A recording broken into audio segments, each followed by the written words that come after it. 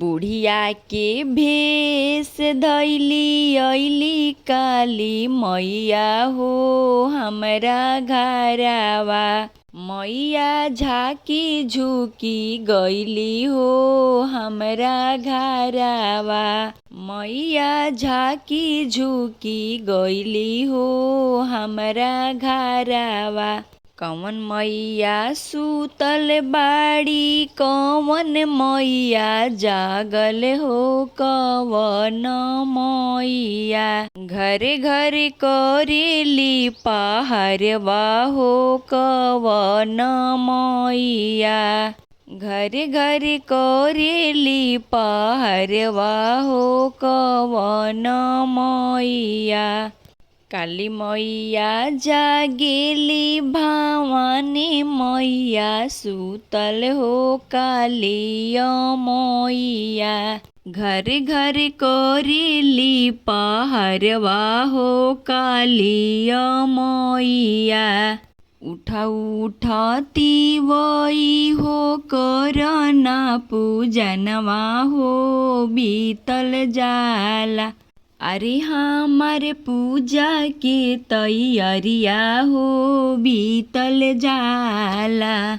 अरे हमारे पूजा के तैयारिया हो बीतल जाला। बासी ही पूड़िया में कौन गुण बउए हो लेलू पूजनवा। हो मैया लेलू तू पूजनवा हो कवन गुनावा। हो मैया लेलू तू पूजनवा हो कवन गुनावा। उड़ौल के फूलावा में कवन गुण बउए हो कवन गुनावा। मैया चूसेलू रसवा हो कवन गुनावा। मैया चूसेलू रसवा हो कवन गुनावा। निमिया के डढ़िया पर कवन गुण बउए हो कवन गुनावा। मैया झूलेलू झूलनवा हो कवन गुनावा। मैया झूलेलू झूलनवा हो कवन गुनावा।